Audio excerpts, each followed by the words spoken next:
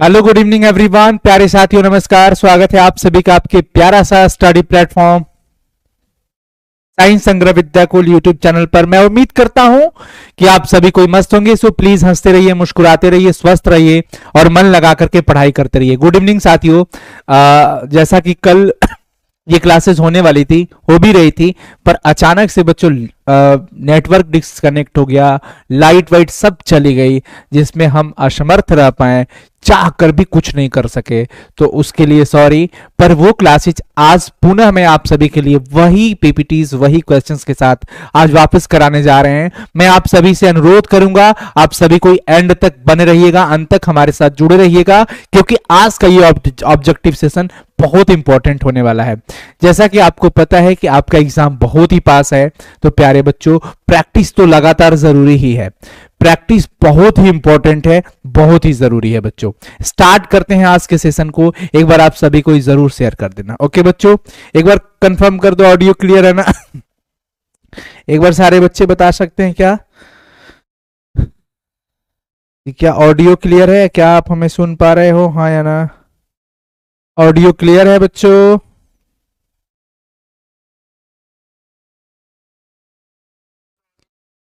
चलो जी, audio clear है, audio clear है। स्टार्ट करते हैं।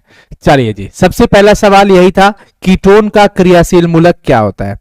कीटोन का क्रियाशील मूलक, जैसा कि हमने आपको कल बताया भी था कि बच्चों ये क्वेश्चन बहुत इंपॉर्टेंट होता है। R C double bond O R, ये हो गया कीटोन का क्रियाशील मूलक, जिसको आप जनरली आर सीओ आर भी कह सकते हो, जिसमें से सीओ है जो कि दोनों तरफ कार्बन के सिंगल बॉन्ड निकले होते हैं। तो ये R CO R option B correct था।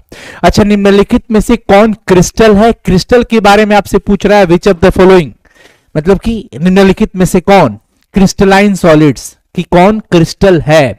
तो भाई डायमंड भी क्रिस्टल होता है, कॉमन साल्ट भी क्रिस्टल होता है, ग्रेफाइट भी क्रिस्टल होता है, ऑल ऑफ दीज। अगर आपसे ये पूछा जाए कि ये किस प्रकार का है, तो कोवैलेंट क्रिस्टल है।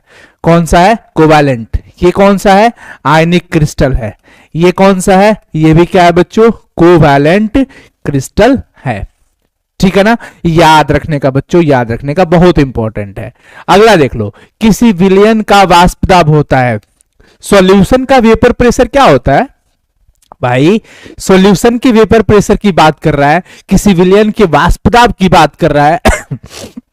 जैसा कि हमने कल डिस्कस भी किया था कि बच्चों यहां पर अब हमारे पास प्योर सॉल्वेंट है। क्या है?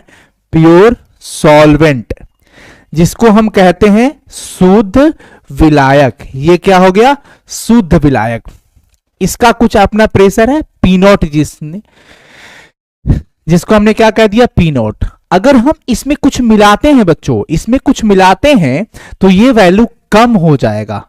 ये वैल्यू कम हो जाएगा जब ये सॉल्यूशन बन जाता है, तो ये वैल्यू जो है ना, सॉल्यूशन बनने के बाद पीएस कम हो जाता है, यानी कि P not is greater than PS. तो याद रखना, वेपर प्रेशर ऑफ सॉल्यूशन जो होता है हमेशा less than the vapour pressure of solvent, यानी कि ऑप्शन बी, शुद्ध विलायक के वाष्प दाब से हमेशा कम होगा। शुद्ध विलायक के वाष्प दाब से हमेशा क्या होगा बच्चों? कम होगा। शुद्ध विलायक के वाष्प दाब से कम होता है। अगला देख लीजिए, कौन सी सांत्रण इकाई ताप से स्वतंत्र होती है? कौन है जो टेम्परेचर से बिल्कुल ही फ्री होता है? भाई वो होता है मोलालिटी। क्या होता है? मोलालिटी। क्योंकि मोलालिटी बराबर क्या होता है? एन बट्टा में डब्ल्यू, और ये केजी में रहता है। किस में रहता है? केजी में। इसमें कहीं भी वॉल्यूम की चर्चा नहीं हुई। वॉल्यूम की जब चर्चा नहीं है तो टेम्परेचर का कोई मतलब नहीं है। तो फाइनली यहां पे हमारा सही जवाब क्या हो जाएगा? ए हो जाएगा बच्चों। क्या हो जाएगा? ए। लगातार प्रैक्टिस में बने रहे सभी कोई। एल्डिहाइड और कीटोन का जनरल फार्मूला, यहां पर जीएफ की बात हो रही है, गर्लफ्रेंड मत समझना, गलतफहमी भी मत समझना, जनरल फार्मूला की बात हो रही है। किसकी? एल्डिहाइड और कीटोन की। ये एल्डिहाइड और कीटोन की बात किया जा रहा है बच्चों। तो यहां पर जनरली CnH2nO होता है। क्या होता है? CnH2nO।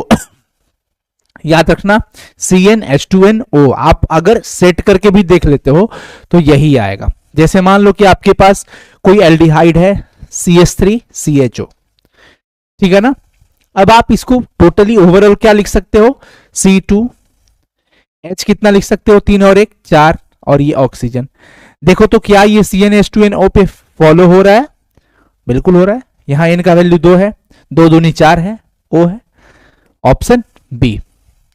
प्यारे साथियों, आप सभी के लिए भाई एग्जाम बहुत ही पास है, एग्जाम बहुत पास है, और आपकी प्रैक्टिस को और स्ट्रांग बनाने के लिए हम लेकर आ चुके हैं आपके लिए टारगेट 95 प्लस बैच, जिसके अंदर मॉडल पेपर सॉल्व कराए जाएंगे साइंस हिंदी मीडियम के बच्चों को, आर्ट्स के बच्चों को और साइंस इंग्लिश मीडियम के बच्चों को विद्याकुल एप्लीकेशन पर। बच्चों रगड़ के प्रैक्टिस करनी है, रगड़ के इस मॉडल पेपर को सॉल्व करना है। लाइव डिस्कशन, सब्जेक्टिव ऑब्जेक्टिव ये सारे हो जाएंगे। इसके 2 पार्ट्स में कराए जाएंगे, एक सब्जेक्टिव पार्ट, एक ऑब्जेक्टिव पार्ट। इसके साथ ही जो बच्चा अब तक हमारे संघर्ष बैच, टॉपर्स बैच से वंचित रह गया था, हुकार बैच से वंचित रह गया था, हैंड रिटेन नोट से वंचित रह गया था, वो सारा इसको यहां पे मिल रहा है। ये बैच मात्र 699 में है। अगर आप जुड़ना चाहते हैं तो जरूर जुड़िए विद्याकुल ऐप पर, डिस्क्रिप्शन में लिंक भी है। अगर किसी भी तरह की परेशानी आती है तो प्लीज आप कॉल करें 9818434684 पर। यहां पर हमारी टीम आपको मदद करेगी इस बैच से जुड़ने के लिए। चलो बच्चों स्टार्ट करते हैं। ये बहुत इंपॉर्टेंट बैच है जिसका नाम है target 95 plus batch, target 95 plus batch Vidyakul app पर। अगला क्वेश्चन, ताप में वृद्धि होने से अधिशोषण की मात्रा क्या होगी? देखो भाई, अगर टेम्परेचर अगर आप बढ़ाते हो तो ये वैल्यू कम ही होगा। टेम्परेचर बढ़ाने पर यह वैल्यू क्या होने वाला है? कम होने वाला है। पूछो कैसे? क्योंकि अगर आप टेम्परेचर देते हो तो वो क्या होगा, उस पर चिपकने वाले अणु की संख्या कम हो जाएंगे, क्योंकि वो तो भाग जाएंगे ना, वो तो भाग जाएंगे बच्चों, याद रखना सभी कोई, वो तो क्या हो जाएंगे? भाग जाएंगे, तो कम हो जाएंगे, डिक्रीज हो जाएगा। HCP संरचना में क्या पैकिंग का प्रभास कितना होता है? 74%। पैकिंग का कितना? 74%। अगर वॉइड्स की बात करें, रिक्ति की बात करें कि कितना जगह खाली रह गया, तो 100 में से क्या करते हैं बच्चों? 74 को माइनस कर देते हैं, 26%, 26% हो जाएगा। क्या हो जाएगा? 26% खाली जगह, लेकिन यहां पर 74%। ध्यान रखना सभी बच्चे, बहुत कमाल का क्वेश्चन है। क्रिस्टल क्या होता है? आइसोट्रॉपिक या एनिसोट्रॉपिक? जवाब क्या होना चाहिए भाई? क्रिस्टल होता है असमदैशिक, यानी अलग अलग दिशा में अलग अलग प्रॉपर्टी जिसका होता है, तो हम क्या बोलेंगे? ये आइसोट्रॉपिक नहीं है, एनिसोट्रॉपिक है, असमदैशिक हो जाएगा। अभिक्रिया O2F2, O2 प्लस में F2, O2 प्लस में F2, इसके लिए कह रहा है मॉलिक्यूलरिटी का वैल्यू क्या होगा, अणुकता का वैल्यू क्या होगा? भाई अणु की संख्या कितनी है? 1, तो अणुकता कितनी हो जाएगी? 1, यानी कि मॉलिक्यूलरिटी बराबर 1, अर्थात अणुकता का मान कितना हो गया बच्चों? 1, यानी कि ये एक अणुक कहलाएगा, यूनिमॉलिक्यूलर। क्या कहलाएगा? यूनिमॉलिक्यूलर। ठीक है। कारक जो अभिक्रिया की दर को प्रभावित करता है कौन कौन है प्यारे साथियों? वो टेम्परेचर भी होगा, प्रेशर भी होगा, कंसंट्रेशन भी होगा, ऑल ऑफ दीज। क्योंकि रेट ऑफ रिएक्शन जो होता है ना, ये सबसे प्रभावित होता है, सबसे प्रभावित होगा, चाहे वो टेम्परेचर हो, चाहे वो प्रेशर हो, चाहे वो कंसंट्रेशन हो। चीजें क्लियर है बच्चों? ठीक है बच्चों, रेट ऑफ रिएक्शन, हालांकि मैं क्षमा चाहता हूं, मैं कल भी वीडियो में बता देता कि ये क्वेश्चंस हिंदी में ही है, इंग्लिश में नहीं है। हालांकि बाकी सारे सेशन इंग्लिश में भी रहता है, बच्चों क्षमा करना। अगर कोऑर्डिनेट कर पाओ तो मैं इंग्लिश में भी बोल रहा हूं, जैसे rate of reaction, temperature, pressure, तो कोऑर्डिनेट कर सको तो जरूर कर लेना, नहीं तो माफ जरूर करना। पर इंग्लिश में भी हमेशा होते रहता है। ये सेशन हमारे पास ऐसे था जिसको प्रैक्टिस कराना बहुत नेसेसरी था, इसलिए मैं करवा रहा हूं, ठीक है ना। ऑक्सीजन आवर्त सारणी के किस वर्ग में आता है? ऑक्सीजन पीरियोडिक टेबल के किस ग्रुप से है? क्वेश्चन यही पूछ रहा है कि ऑक्सीजन जो होता है पीरियोडिक टेबल के कौन से ग्रुप से आता है? कितने नंबर ग्रुप से? 16 नंबर ग्रुप से आता है। कितने से आता है बच्चों? 16 नंबर ग्रुप से ये आता है, 16 नंबर ग्रुप से ये आता है। एंजाइम जो दूध को दही में बदल देता है, वो एंजाइम जो दूध को दही में कन्वर्ट करता है, वो एंजाइम क्या होता है? लैक्टोबैसिली। क्या होता है साथियों? लैक्टोबैसिली। क्लियर है ना? लैक्टोबैसिली हो गया, याद रखना सभी कोई।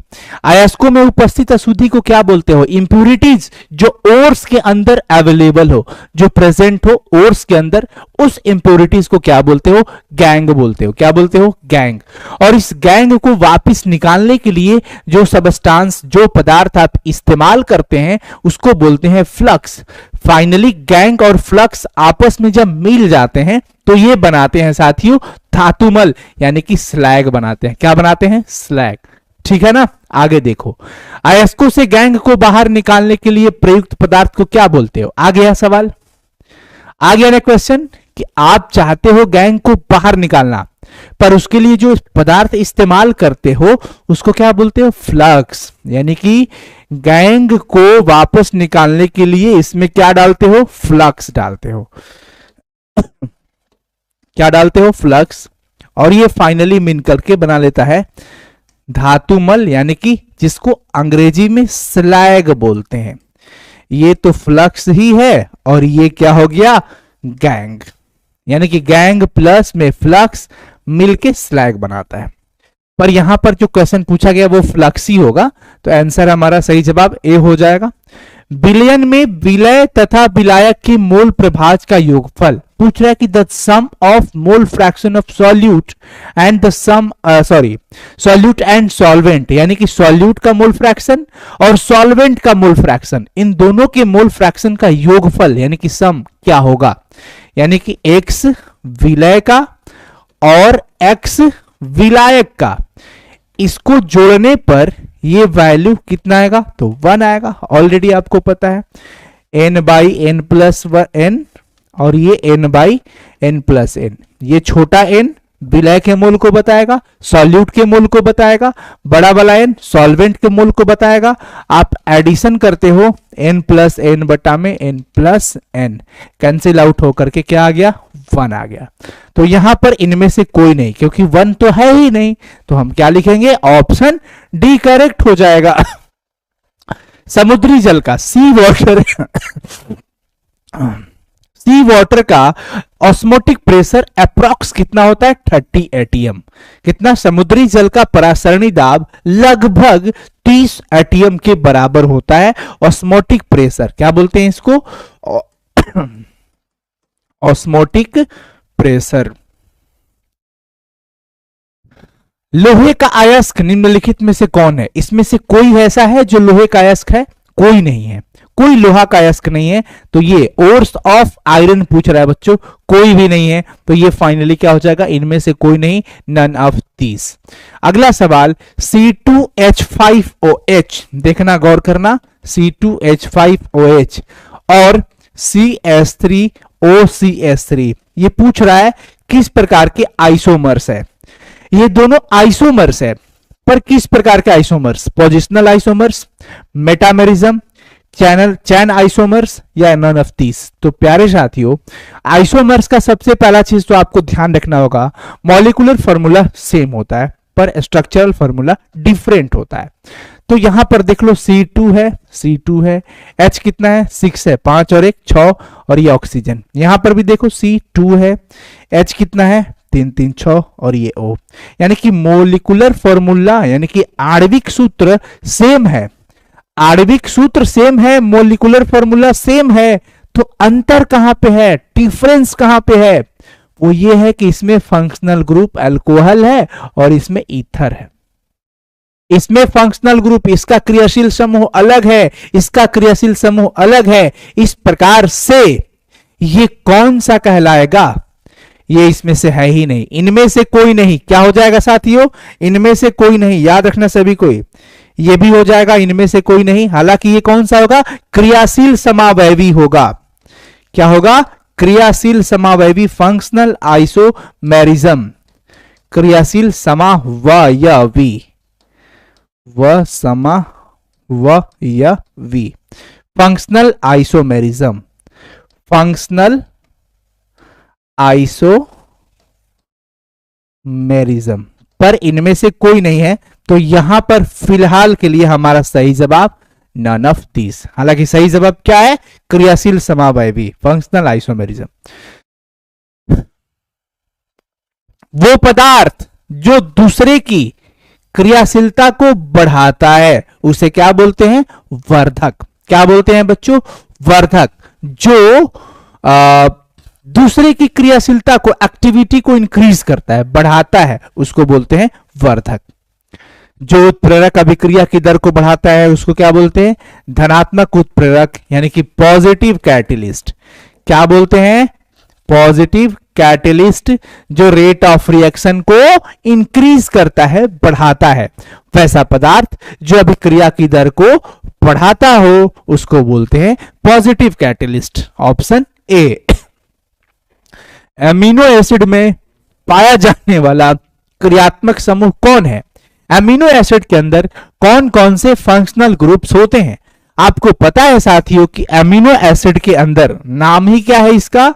अमीनो और acid. Amino words means NH2 group रहेगा ही रहेगा, और एसिड मींस COOH ग्रुप, अर्थात ये दोनों ग्रुप का होना बहुत ही इंपॉर्टेंट है। अमीनो एसिड दैट मींस कि उसके पास NH2 समूह भी हो और ये COOH ग्रुप भी हो, दोनों का होना जरूरी है। यानी कि A और B दोनों, यहां पर देखो ऑप्शन A और B दोनों, ये भी रहना चाहिए और ये भी रहना चाहिए। अगर कोई एक रहेगा तो वो नहीं कहलाएगा। आगे देख लो, निम्न में से कौन सा विलेन कोलॉइड नहीं है? Which of the following is not colloidal solution? कौन है जो कोलोइड नहीं है? भाई सादा पानी कोलोइड नहीं है, सादा पानी कोलोइड नहीं है। Option D. द्रव स्नेही का मतलब क्या हो गया? लियोफिलिक। यहां पर बात कर रहा है बच्चों लियोफिलिक कोलोइड की। लियोफिलिक कोलोइड की एस्टेबिलिटी का बात कर रहा है कि आखिर लियोफिलिक कोलोइड का जो एस्टेबिलिटी होता है वो किसकी वजह से होता है? लियोफिलिक कोलोइड का जो एस्टेबिलिटी होता है वो किसकी वजह से होता है भाई? बताओ। शेप के कारण, चार्ज के कारण, डेंसिटी के कारण, या लिक्वेशन के कारण? चार्ज के कारण, आवेश के कारण। किसके कारण? आवेश के कारण। याद रखिएगा, जब प्रकाश पुंज को कोलोइडी विलयन से पास कराते हो, जब प्रकाश की किरणें को, प्रकाश पुंज को कोलोइडल सॉल्यूशन से पास कराते हो तो उस इफेक्ट को क्या बोलते हो?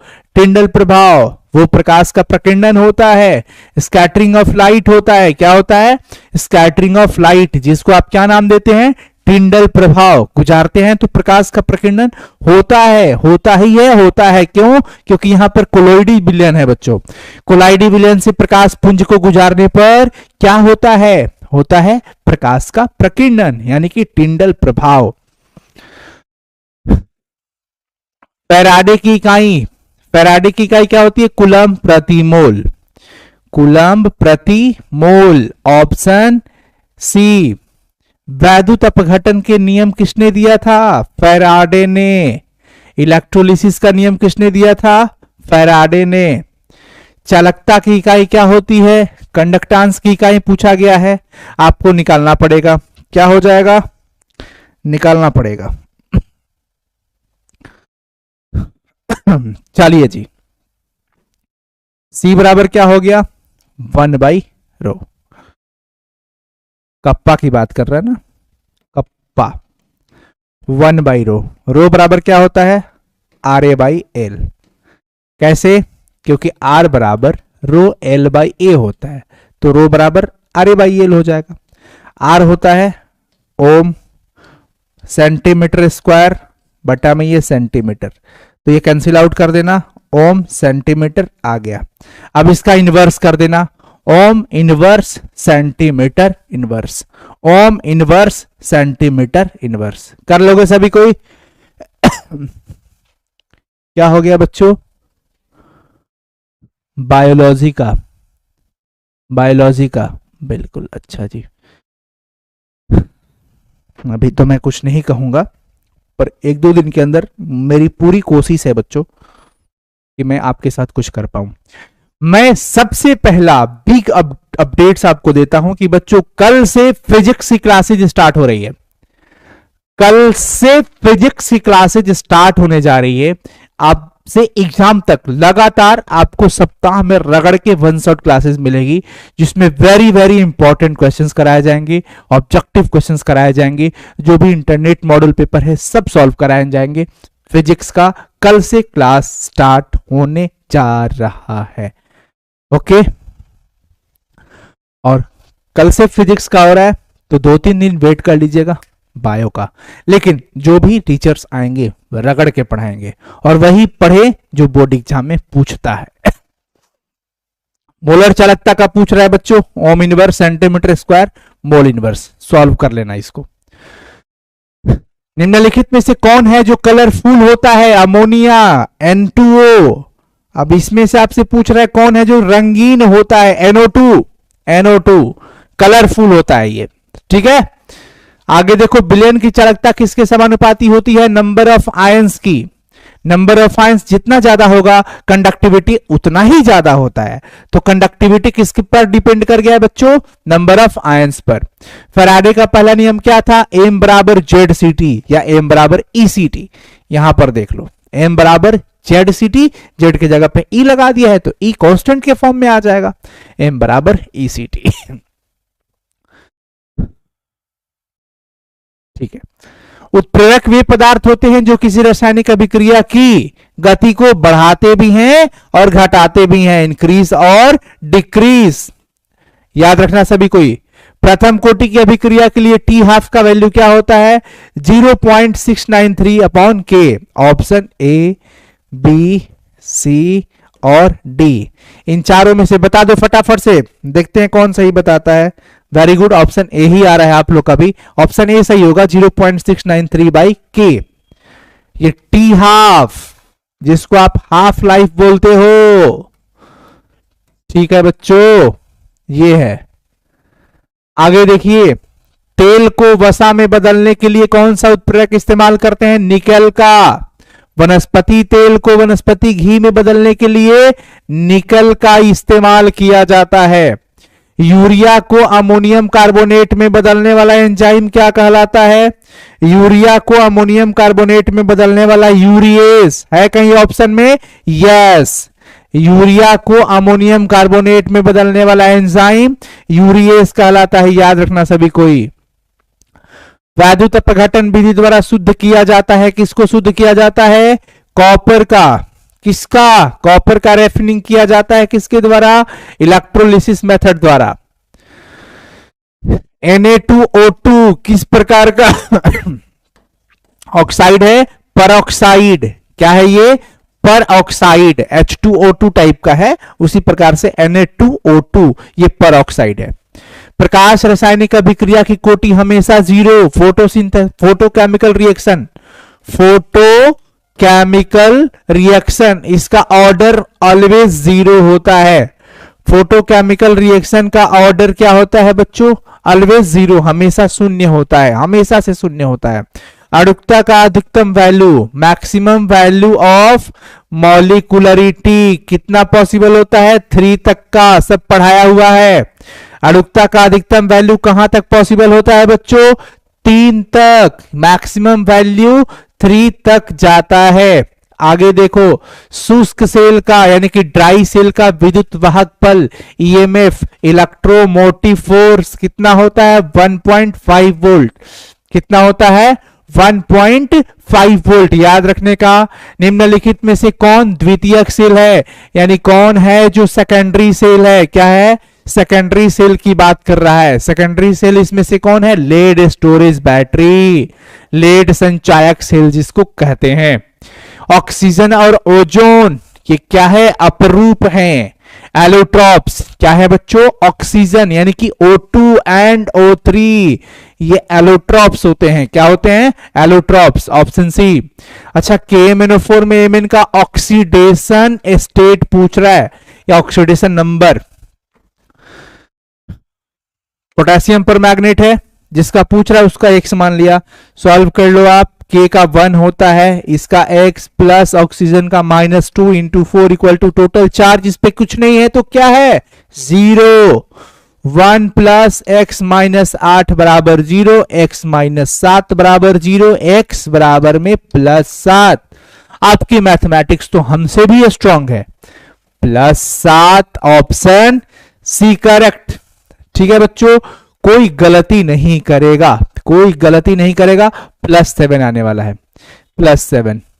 निम्नलिखित में से कौन हाइड्रोजन बॉन्ड नहीं बनाता है? FON याद है ना, FON की कहानी हाइड्रोजन के साथ।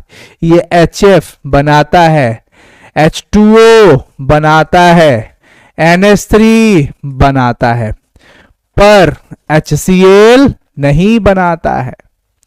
क्लोरीन रंगीन फूलों को रंगहीन कर देता है, क्यों? क्योंकि यह प्रबल ऑक्सीडाइजिंग एजेंट है, प्रबल ऑक्सीकारक होता है, इसलिए रंगीन पदार्थ को भी रंगहीन बना देता है। क्या कर देता है? रंगीन को भी रंगहीन बना देता है। चीजें क्लियर है? वेरी गुड प्यारे साथियों, निम्न में से कौन शरीर के द्वारा नहीं बनाया जाता है? जो हमारे शरीर के द्वारा नहीं निर्माण किया जाता है वो होता है विटामिन। क्या होता है? विटामिन। यहां पर आप केयर करिए, विटामिन हमारा सही जवाब हो जाएगा। विटामिन होता है जो कि शरीर द्वारा नहीं बनाया जाता है, इसको हम खाद्य पदार्थ के माध्यम से अपने शरीर के अंदर प्रवेश कराते हैं ताकि हमारा विभिन्न विभिन्न अंग स्वस्थ रहे, अच्छा रहे और इसकी कमी ना हो हमारे शरीर के अंदर, जिससे कि हमें बीमारियां ना हो। हालांकि अलग अलग विटामिन की कमी से हमारे अलग अलग अंग प्रभावित होते हैं और हमें अलग अलग बीमारियां हो जाती है। इसलिए प्यारे साथियों, परीक्षा तो सर पे आ गया है, लेकिन परीक्षा का तनाव नहीं होना चाहिए, नहीं तो शारीरिक रूप से आप स्वस्थ नहीं रह पाएंगे, ना ही मानसिक रूप से रह पाएंगे। आपको हेल्दी रहना बहुत इंपॉर्टेंट है। अच्छा खाना खाइए, सात्विक भोजन करिए, न्यूट्रिशन लेते रहिए, जो भी मिले। मैं तो हमेशा बोलता हूं, हम किसान के बेटे हैं, हमें तो समय पे रोटी चावल दाल मिल जाए, सब्जी मिल जाए, कुछ तो सही है, नहीं तो नमक रोटी भी खा लेते हैं अच्छे से, लेकिन दबा के खाएंगे। जो भी मिले रगड़ के खाओ, चाइनीज फूड से बच के रहो, मार्केट का खाना ना के बराबर खाओ। चाट गोलगप्पे बर्गर चाउमीन पिज्जा ये सब बिल्कुल मत खाओ, नहीं तो तुम्हारा हेल्थ बहुत खराब होगा, आयु बहुत कम हो जाएगी। जीवन में जीना बहुत जरूरी है अपनी जिंदगी में, इसलिए घर का भोजन खाइए, अपने हाथों से बनाए गए भोजन को खाइए, जो घर में मम्मी लोग बनाती हैं उसको खाइए। ठीक है बच्चों, हेल्थ बहुत इंपॉर्टेंट है। स्कर्वी किसकी कमी से होती है? जब हमारे बॉडी के अंदर विटामिन सी की कमी आ जाती है बच्चों, तो स्कर्वी आ जाता है। स्कर्वी जो कि मसूड़े की बीमारी। दर्द निवारण दवाई, दर्द निवारण दवाई यानी कि pain killer, pain killer medicine जो होते हैं, जिसको एनाल्जेसिक कहा जाता है। क्या कहा जाता है? एनाल्जेसिक। एनाल्जेसिक, एनाल्जेसिक मेडिसिन मतलब दर्द दूर करने वाली दवाइयां होती है, जिसको ऑप्शन बी में लगाना पड़ेगा। ऑप्शन बी करेक्ट होगा बच्चों, ध्यान रखना सभी कोई, ऑप्शन बी।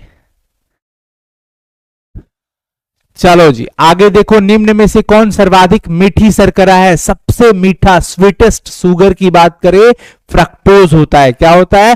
फ्रक्टोज होता है स्वीटेस्ट शुगर। क्या होता है? फ्रक्टोज, भूलने का नहीं। फ्रक्टोज का भी फॉर्मूला होता है C6H12O6, ग्लूकोज की तरह है, लेकिन इसमें जो क्या होता है? फंक्शनल ग्रुप, इसके अंदर जो फंक्शनल ग्रुप मिलता है बच्चों स्ट्रक्चर में, वो होता है कीटोन। क्या होता है? कीटोन, याद रखना। आगे देखिए, विटामिन डी की कमी से कौन सी बीमारी होती है? रिकेट्स। विटामिन डी की कमी से रिकेट्स होता है। विटामिन ए की कमी से रतौंधी हो जाता है। विटामिन ए की कमी हुई तो रतौंधी, इसलिए कभी भी खाना रगड़ के खाओ। पढ़े लिखे हो, देख लो कि किस प्रकार की डाइट, किस प्रकार के भोजन आपको इस्तेमाल करना चाहिए। आरएनए में पिरिमिडीन भस्म कौन होता है? RNA, ribo nucleic acid. इसके अंदर प्यूरिन भस्म नहीं पूछा है, पिरिमिडीन पूछा है, जो कि साइटोसिन भी होता है और यूरासिल दोनों होता है। साइटोसिन और यूरासिल दोनों होता है, सी एंड यू। आरएनए के अंदर पिरिमिडीन भस्म, साइटोसिन एंड यूरासिल बोथ दोनों होता है बच्चों। बुखार कम करने वाला दवा एंटीपायरेटिक, बुखार को कम करने वाला दवा, फीवर को कम करने वाला दवा, टेम्परेचर को रिड्यूस करने वाला मेडिसिन, उसको क्या बोलते हैं? एंटीपायरेटिक। क्या बोलते हैं बच्चों? एंटीपायरेटिक। निम्नलिखित में से कौन कृत्रिम मधुरक है? यानी कि आर्टिफिशियल स्वीटनिंग एजेंट की बात कर रहा है। Which of the following is artificial sweetening agent? बच्चों, जो कि 0 कैलोरी का होता है, खाने पे मीठा टेस्ट रहता है, वो हमारे शरीर के अंदर फैट को नहीं बढ़ाता है, 0 कैलोरी रहता है, इसलिए आर्टिफिशियल कहा जाता है। और ये बनाए जाते हैं इसीलिए आर्टिफिशियल कहा जाता है। ये स्वीटनिंग एजेंट खाने में मीठे लगते हैं, इसको कृत्रिम तरीके से बनाया जाता है, इसीलिए इसको बनावटी कहा गया, कृत्रिम कहा गया, जो कि सैकरिन भी है, एस्पार्टेम भी है, सोडियम साइक्लोमेट भी है। यानी कि ऑल ऑफ दिस, इनमें से सभी, ये सब के सब कृत्रिम मधुरक है, आर्टिफिशियल स्वीटनिंग एजेंट है। हालांकि ये अलग बात है कि सोडियम साइक्लोमेट को बैन कर दिया गया है कैंसरजनी होने के कारण। अगला सवाल कि क्लोरामिन टी क्या होता है? क्लोरामिन टी एंटीसेप्टिक है। यस। चलो जी बच्चों, आपका सही जवाब क्या आ रहा है? फटाफट से बता दो, जल्दी से, फटाफट। वेरी गुड, डी ही होगा करेक्ट। बहुत बढ़िया। तो प्यारे साथियों, आज 55 सवाल हम लोगों ने इस सेशन के अंदर सॉल्व कर लिया। आई होप आपको बहुत ही अच्छा लगा होगा, मजा भी आया होगा। ऐसे अब सेशन लगातार मिलते रहेंगे प्यारे बच्चों, हर सब्जेक्ट का, चाहे वो मैथ हो, चाहे वो इंग्लिश हो, चाहे फिजिक्स हो, चाहे वो बायो हो, चाहे हिंदी हो, केमिस्ट्री हो। बायो के लिए 1-2 दिन का वक्त दीजिएगा, ऊपर वाले की कृपा और आप लोगों का स्नेह रहा तो बायो भी जल्द स्टार्ट करवा देंगे। फिजिक्स कल से स्टार्ट करने जा रहे हैं बच्चों आपके लिए। सभी बच्चों से अनुरोध रहेगा कि टाइम पर, जिस टाइम पर जो भी क्लासेस हो, क्लास मिस मत करना, क्योंकि अब हर एक क्लास आपके लिए बहुत इंपॉर्टेंट है। पढ़े वहीं जो परीक्षा में पूछे। All the very best. अच्छा लगा हो तो जरूर कमेंट करके बताना, और अगली वीडियोस किस टॉपिक पे चाहते हो ये भी जरूर लिखो यार। तुमको कौन सा वीडियो चाहिए, केमिस्ट्री के अंदर किस टाइप का वीडियो खोज रहे हो, हमें कमेंट सेक्शन में कमेंट करके बताओ। ज्यादा से ज्यादा बच्चे कमेंट करो कि सर हमें ये वाली वीडियो चाहिए, इसमें प्रॉब्लम हो रहा है, फिर मैं उस पर काम करूंगा, मैं उस पर भी काम करूंगा। तो आप प्लीज, मैं सारे बच्चों से विनती करूंगा कि आप वीडियो कैसा लगा ये भी बताना, ये जरूरी है क्योंकि ये हमें मोटिवेट करता है। और दूसरा बात ये भी बताना कि आपको केमिस्ट्री के अंदर कौन से टॉपिक में प्रॉब्लम हो रहा है, क्योंकि परीक्षा पास है बच्चों। ठीक है, all the very best. Thank you so much बच्चों, लव यू ऑल। मिलते हैं बहुत जल्द। आप हंसते रहिए, मुस्कुराते रहिए, स्वस्थ रहिए, मन लगा करके पढ़ाई करते रहिए। पढ़ाई के साथ साथ शरीर को बुलंद रखना, ऐसे नहीं कि पढ़ाई के पीछे पागल हो जाना और शरीर लापरवाही में डाल देना, गलत बात हो जाएगा, ऐसा नहीं। थैंक यू बच्चों, बाय एवरीवन, टेक केयर।